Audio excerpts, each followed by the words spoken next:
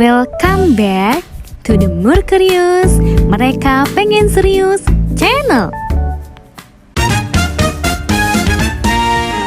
Selamat datang di video edukasi kesehatan kita hari ini dalam bentuk video role play. Role play ini berjudul tentang Icterus neonatus pathologis yang diperankan oleh kelompok 2 dengan pembagian karakter saya sendiri, Rekawati sebagai bidan mandiri, Anggun Fadil Sakinah sebagai ibu dari bayi, Hanif Fatunida Azizah sebagai ayah dari bayi, Nikita Nabila sebagai petugas registrasi rumah sakit, dan yang terakhir Siva Aulia sebagai dokter anak.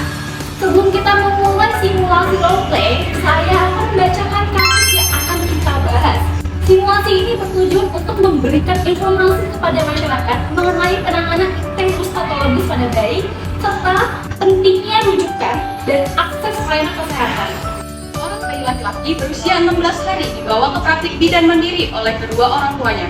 Orang tua bayi mengeluhkan bahwa sejak lahir, bayi mereka tampak kuning dan warna kuning ini tidak kunjung hilang hingga usia bayi lebih dari 2 minggu.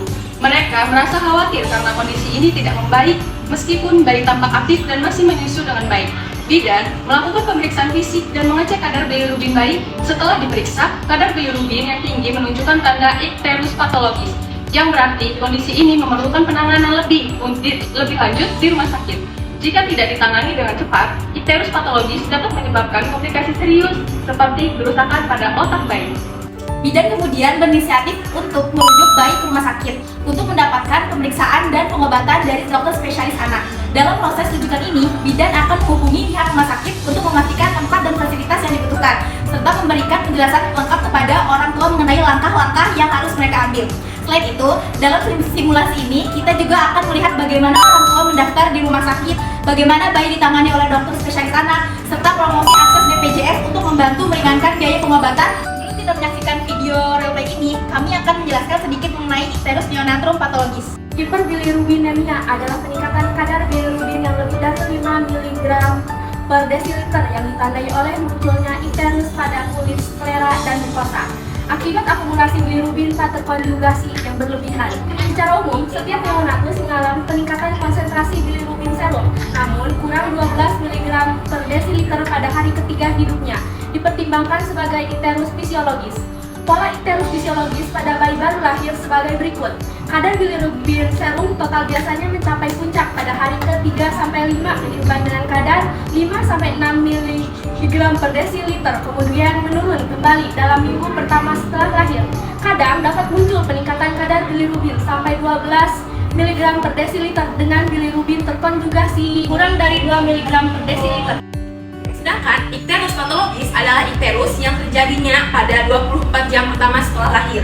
Icterus dengan kadar bilirubin total melebihi 12 mg per desiliter pada neonatus aterum dan melebihi 10 mg per desiliter. Pada neonatus preterum, icterus dengan peningkatan bilirubin total lebih dari 5 mg per desiliter atau perharinya, yaitu icterus yang mempunyai hubungan dengan proses hemolitik, infeksi atau keadaan patologis lainnya. Kadar bilirubin birek melebihi lebih dari 2 mg per desiliter. Feses berwarna putih pucat atau abu-abu dan urinnya berwarna gelap atau kuning sekali lengket seperti teh. Lalu serta kondisi icterus yang menetap hingga usia lebih dari 14 hari. Simulasi roleplay ini dihadirkan untuk meningkatkan kesadaran tentang pentingnya pemeriksaan icterus pada bayi baru lahir dan juga prosedur yang tepat untuk menangani kasus ini. Mari kita simak bersama simulasi roleplay video berikut. Let's go! Assalamualaikum. Waalaikumsalam. Ibu, bapak, silakan masuk dulu, Bu. Pak. Silakan duduk, Ibu, bapak. Terima kasih, Bu Bidan. Selamat pagi, Ibu, bapak. Perkenalkan, saya Bidan Rika. Punten, Ibu, bapak, apakah ada yang bisa saya bantu? Ini loh Bu Bidan, saya khawatir banget anak saya udah umur 2 minggu tapi masih tampak kuning. Itu kenapa ya kira-kira Bu Bidan? Baik Bu Anggun, kalau gitu saya catat dulu ya identitasnya. Ibu Anggun bawa buku KIA? Oh iya bawa nih Bu, buku KIA-nya. Baik Bu Anggun, ini saya sudah buka ya Bu ya, buku KIA-nya. Baik, Ibu Anggun dengan Bapak Budi ya Pak ya. Bayinya bernama Dede Bayu.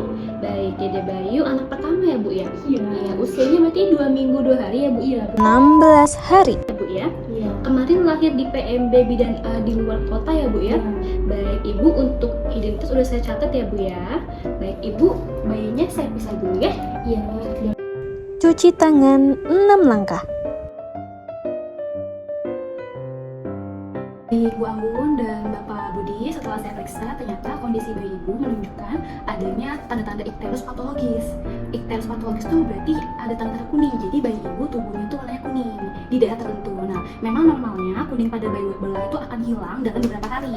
Karena kan Ibu tadi bilangnya udah 2 minggu lebih ya, tapi masih kuning kan Bu, berarti kita harus segera merujuk Bu ke rumah sakit. Ini bahaya nggak sih Bu Bidan? Terus kita harus ngapain Bu? Ibu bapak jangan khawatir ya, tenang aja. Nanti kan bayinya akan saya rujuk, jadi nanti bayinya akan langsung ditangani oleh dokter anak. Ini sekarang saya buatkan surat rujukan dulu ya Bu Pak. Ibu setuju jika bayinya saya rujuk ke rumah sakit? Gak apa-apa Bu, yang penting anak saya sehat. Terus biayanya gimana Bu? Mahal nggak Bu kalau dirujuk? Tenang aja Pak, nanti di sana akan diberikan konseling untuk cara bagaimana mendaftarkan BPJS untuk anaknya. Ibu, ini untuk surat rujukannya.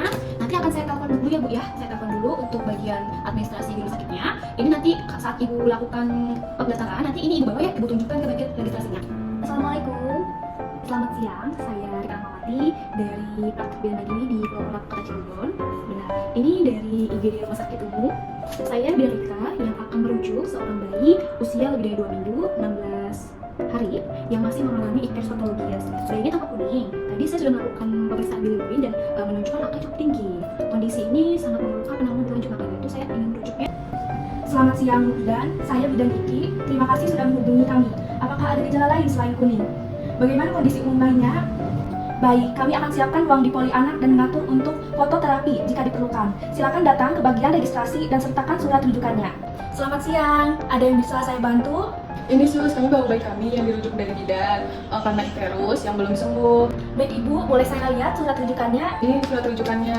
Bapak, Ibu belum punya BPJS ya untuk dedenya? Oh, terdaftar belum, soalnya saya belum punya BPJS Bu. Baik, saya akan arahkan ya cara pembuatannya ya. Bapak, Ibu bisa mendaftar melalui aplikasi atau datang ke kantor BPJS. Tapi saat ini kami akan proses dulu pendaftarannya bayinya dan nanti bisa kita bantu untuk proses BPJS yang lebih lanjut. Nomor kita tuh, ayo Pak. Ya, permisi Dok. Ya, saya dokter yang akan menangani bayi Anda. Saya lihat bayi ini mengalami ikterus ya, sudah lebih dari 2 minggu ya. Iya Dok, ini anak saya kekuningannya tuh nggak hilang dari lahir. Padahal umurnya udah lebih dari 2 minggu. Baik, saya akan memeriksakan lebih lanjut ya Bu ya. Di sini pemeriksaan kadar bilirubinnya dan tes lainnya untuk melihat apakah ada masalah dengan hati atau penyebab lainnya. Kami juga mungkin akan memulai fototerapi untuk menurunkan kadar bilirubinnya ya Bu ya. Setelah saya lihat hasilnya, kadar bilirubinnya memang cukup tinggi ya Bu ya, untuk bayi usia lebih dari 2 minggu. Nah, kami akan segera melakukan fototerapi dan juga memantau perkembangan bayi. Bila diperlukan, kami juga akan melakukan tes fungsi hati untuk memastikan tidak ada masalah lain. Ini bisa disembuhin nggak ya Dok? Virus seperti ini perlu penanganan khusus, tapi dengan terapi yang tepat biasanya bayi akan pulih. Namun kami perlu memastikan penyebab pastinya untuk menghindari komplikasi lebih lanjut lagi ya Bu ya. Ibu, setelah fototerapi kami juga akan memberikan beberapa rekomendasi ya Bu ya untuk perawatan bayi di rumah. Pastikan bayi mendapatkan ASI yang cukup dan juga kontrol rutin. Saya juga sarankan Ibu untuk segera mendaftarkan BPJS. BPJS sangat membantu dalam mengurus pembiayaan kesehatan, termasuk perawatan pada bayi Ibu dan Bapak juga. Oh seperti itu Dok, berarti anak saya tuh ASI-nya harus cukup ya Dok? Oh iya Dok, tadi tuh kita udah diarahin sama bagian registrasi di depan suruh daftar BPJS, tapi kita berdua masih nggak ngerti itu gimana ya Dok? Ibu bisa mendaftar secara online menggunakan aplikasi mobile JKN atau Ibu juga bisa langsung datang ke kantor BPJS ya Bu ya. Pastikan semua data keluarga tercatat dengan lengkap dan juga dengan benar sehingga keperluan kesehatan bayi bisa tertangani tanpa adanya kendala. Oke, baik Ibu, terima kasih ya Bapak.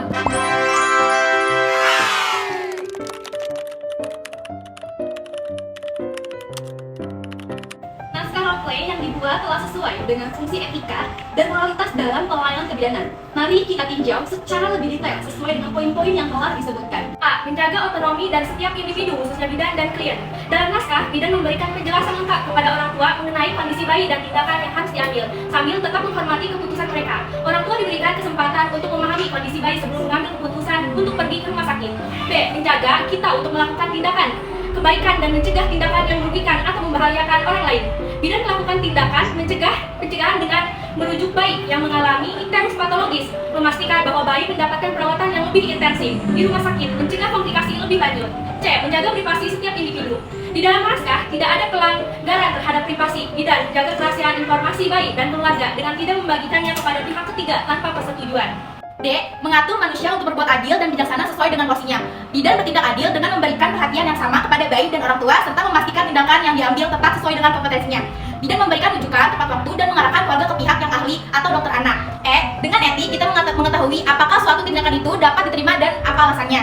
Tindakan bidan dalam memberikan penjelasan, pemeriksaan, dan rujukan sepenuhnya dapat diterima dalam konteks pelayanan kesehatan dengan alasan medis yang jelas dan etis. F. Mengarahkan pola pikir seseorang dalam bertindak atau dalam menganalisis sesuatu masalah.